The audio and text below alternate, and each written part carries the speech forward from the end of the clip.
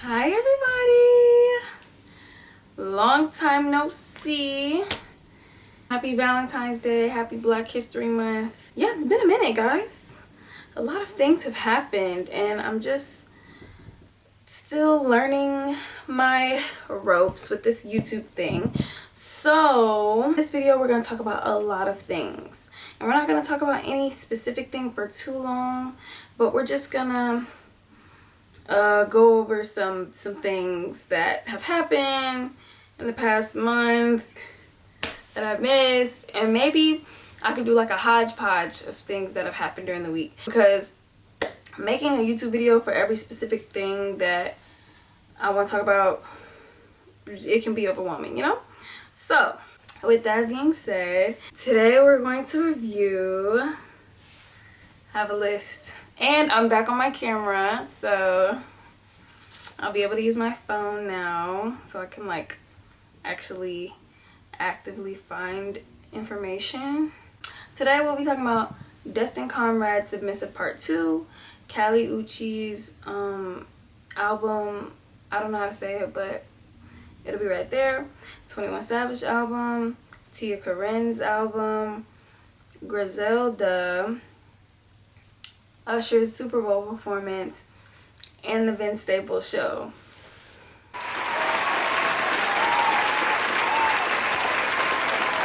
So I'm gonna start with the Destined Comrade album because I love me some Destined Comrade, and yeah, that was a beautiful part 2 to Submissive. I loved every song, I'm not gonna lie.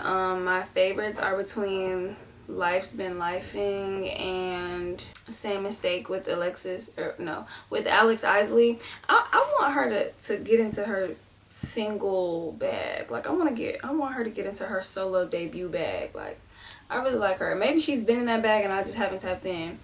Who knows? But I really like her. The album was just really good. I feel like my lips are dry. Y'all think my lips is dry? Okay. I'm ready, y'all. I liked the album so much that I wanted so badly to get a flight to go see him in like New York or somewhere else because it was sold out in Atlanta, of course. On Valentine's Day, of course. Girl. Anyway, I'm really mad about that, but I've seen him perform live a couple of times, so I was like, I'm gonna let y'all have it this time, you know? I'm gonna rate the albums too. Destined Comrade album, I'm gonna give it that an 11 out of 10. Speaks for itself.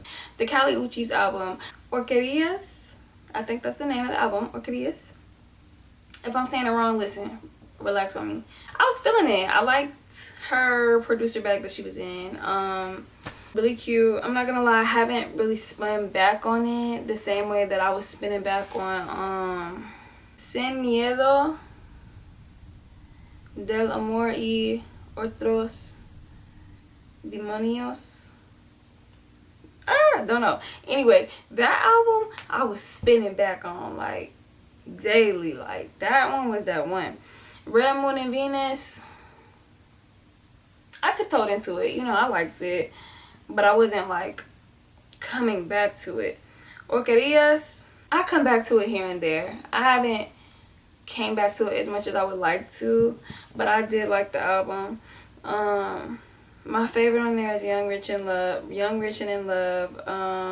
Just the upbeat tempo that it starts off with, I really like that, and the transitions, all beautiful. It transitions beautifully into each new song. I'm looking for a specific song. Hold on. Perdiste? Yeah, Perdiste. That's my favorite song on this album. It's so cute. It's such a bop. This album feels like it has notes of like Kalala, Kaytranada, Solange notes. I'm feeling real like eccentric, fun, eclectic. I'm liking it. I'm liking it from her.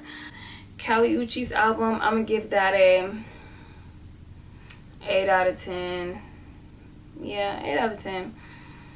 21 Savage album, it has some bops. The R&B songs were really cute. The song with Summer Walker was really cute, and the song with Brent Faiyaz was really nice.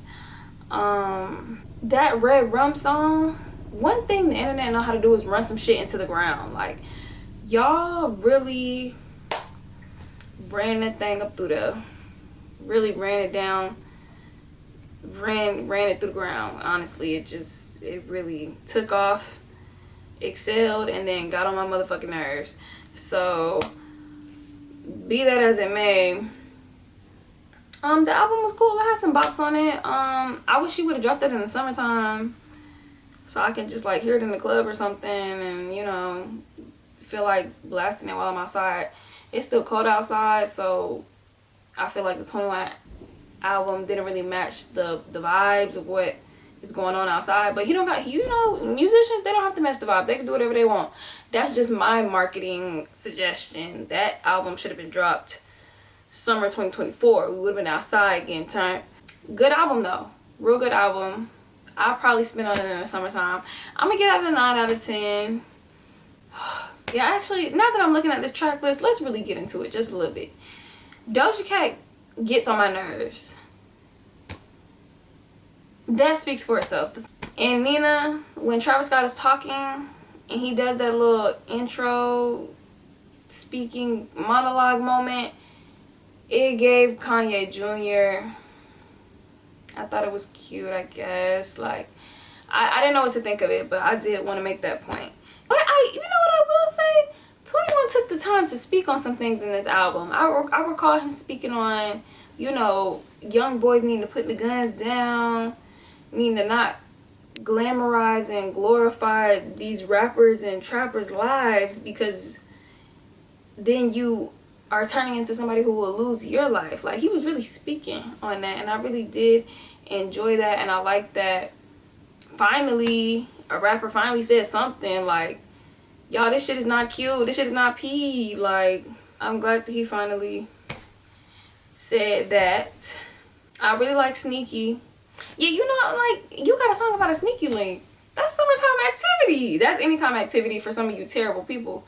But I'll grant some grace for the people in the summertime. It's summertime, you got a little sneaky link. Okay, live your life. 8 out of 10. It has some bops. I just think it was dropped at the wrong time. Corine, I'm just excited to watch her growth as an artist. I really like this album that she just dropped, Almost There. She's getting more diverse on the beats that she chooses to rap on, and I really like that. I really like her just like not sticking to one bag, not sticking to her freaky tea bag. I really like that she's just like continuing to push her own needle, it seems. Shimon is probably my favorite on there. Bonnet is fun. It's got a nice like bouncy sound to it. I've been playing this while I'm in the gym. Like, I've been coming back to this album, so I'm gonna go ahead and give this album a, it was only one skip on here for me, so I'll give this a 9 out of 10. I think that's all the music stuff. Let's get into Usher's performance.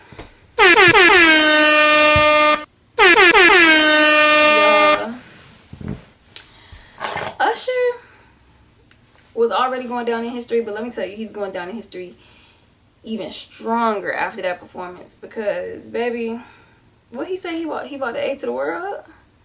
He brought the A to the world, baby. 8 up real bad. NFL is wrong for trying to Mandela affect us in real time, in real life. I see y'all, and we seen when Alicia didn't hit that note, so try again. Yeah, the performance was amazing. Like, everybody that he brought out was amazing. I will say my only critique on that performance was the burlesque Cirque du Soleil scene at the beginning. It was just a little too much going on for the girls, you know. Like, we're here to see Usher, we're here to listen to Usher. He needs to take his shirt off or something, which he did eventually, but I think at the beginning it was just a little overwhelming. And then towards the end, you know, we got our little sprinkles of Atlanta. We got our strippers, our roller skating, Ludacris, Jermaine Dupri. Like, the performance really ate as it grew, and it was just beautiful to see. I was here for it. I'm gonna give that an 11 out of 10. And I'm sorry to just come back to that for a true second. Artistry, like, we are losing recipes. That man was really dancing and singing with that mic on. The entertainment level was Beyonce level, and not a lot of people can do that because Beyonce is up there with Michael Jackson. Okay? Real entertainers. That man is a real entertainer, a real talent. Justin Bieber, you should have came on stage. You know you were part of the community. Stop playing. But, you know, I'll leave that where it's at. Let's talk about two shows. I want to talk about Griselda and I want to talk about Vince Staples' show. Let's start with Griselda. That bitch was crazy. That bitch was loco. Losing it. Okay? Crazy as hell. Like, as the show went on, she just got crazier and crazier and crazier. And it's just so interesting, like, at the end of the day, it all came down to greed. It all came down to her being power hungry as fuck. Like, you a greedy bitch. Hey y'all, my camera died, so you gotta know when enough is enough. Whoever made it and wrote it though, baby, I was on the edge of my seat the whole time. I was just really intrigued, really drawn in, and I really like that. I like how it didn't have that weird green tint that they try to give shows with Hispanic backgrounds. I like that it was in Spanish a lot. Like, I like that it felt like anime. Like, it felt like it was true to the culture. And yeah, it was good overall. They got her ass in the end, like I knew they would. 10 out of 10, I ain't gonna lie. I watch it again. I go on that roller coaster again because that bitch was crazy. I love a good crazy bitch drama. Like, she just got crazier and crazier and crazier as the time went on. It was just like, oh my gosh. Then the streets is saying that she's actually like the real person that the story is about. She was 10 times worse than that. So it's like, Lord have mercy. The Vince Staples show was really good. It was really refreshing to see him express himself in a new medium.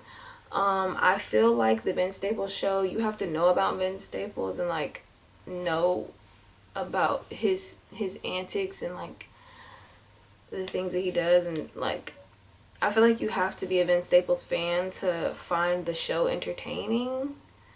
That's just my personal opinion. I feel like if you are not a Vince Staples fan, you're not really going to pick up on some of the jokes or some of the things that are being said or some of the things that he's referencing or talking about. And I'm not going to lie, I just wasn't like laughing out loud. Like, it wasn't LOL comedy for me. Be that as it may, I really enjoy him as an artist, like doing something new, and I really enjoy the attention to cinematography that was paid. The show was shot really beautifully. You could tell that he took his time and did his research in that space. I am excited for a season 2 though, like maybe a continuous, because with the Vince Staples show, it's something different each episode, and I feel like what I'm excited for is like a continuing journey of things that are going on with the same main character. You can follow the information back from the previous episode. It was funny though. It was a good show. It was funny. I'll say that. It was funny. It was entertaining. It was refreshing. There's room for growth, like there is in everything. Am I gonna rate the Vince Staples show? I'll give it a 7 out of 10. Thank you guys for tuning in. I'm gonna try to do this way more regularly.